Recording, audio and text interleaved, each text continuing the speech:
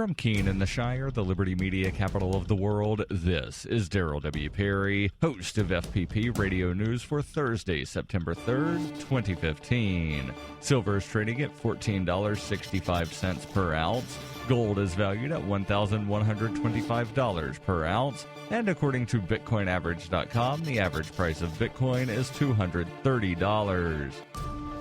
Antiwar.com reports 18 employees of a Turkish construction company, all identified as Turkish citizens, were kidnapped on Wednesday in Baghdad's Sadr city when masked gunmen wearing military uniforms made off with them. The workers were building a sports complex in Sadr city. Though kidnapping foreign workers and ransoming them is pretty common in Iraq, Turkish officials say they have no indication yet on who the kidnappers were, nor has there been any request for ransom or any indication where the workers were taken. The Islamic State is a pretty common kidnapper for Turkish citizens, but they are far from the only suspects in the case, as the Turkish war with the PKK may also have that group looking to capture Turks. That the incident took place in the Shiite Sadr city also raised speculation that a Shiite militia may have simply done it looking for a big payday. The good news for those captured is that by and large, such kidnappings are for ransom, and the workers usually end up getting released after their company pays off the kidnappers.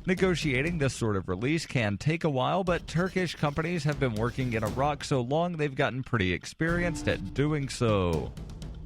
Coinbase is a simple and secure online Bitcoin wallet for sending, receiving, and storing Bitcoin. Coinbase also allows you to buy and sell Bitcoin using a bank account or use their tools to accept Bitcoin as a merchant. Opening a wallet is quick and easy, and for merchants, there are no transaction fees on the first $1 million worth of transactions. Get started at coinbase.fppradio.com.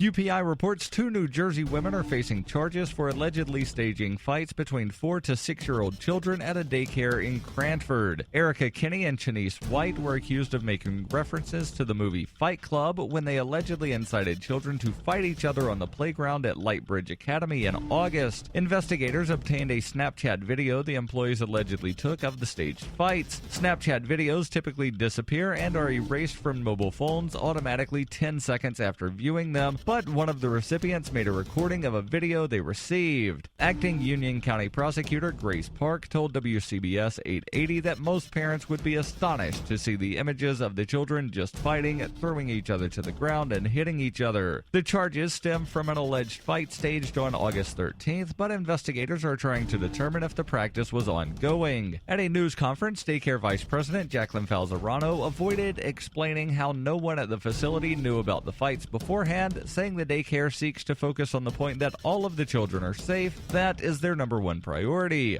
There were no reports of serious injuries, and the employees have both been fired. Both were charged with child abuse, and one is charged with endangering the welfare of a child. For over 35 years, Robertson Roberts has been a trusted source for buying and selling your investment-grade precious metals. They also take Bitcoin for precious metal purchases and permanently removed the minimum purchase order for all orders paid in the digital currency. Call Robertson Roberts today for knowledgeable advice on investing and a forward-thinking approach to new technologies. 850-478-5270 or online at rrbi.co.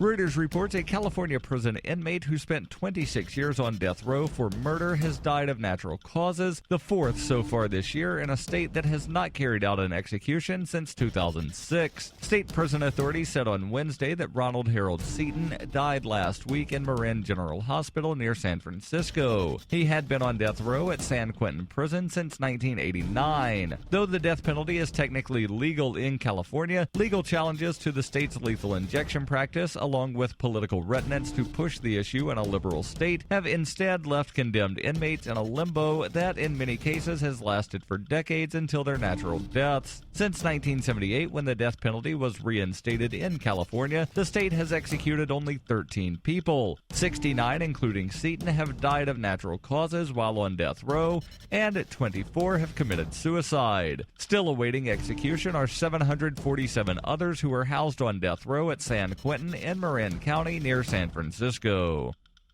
This has been FPP Radio News, online at fppradio.com.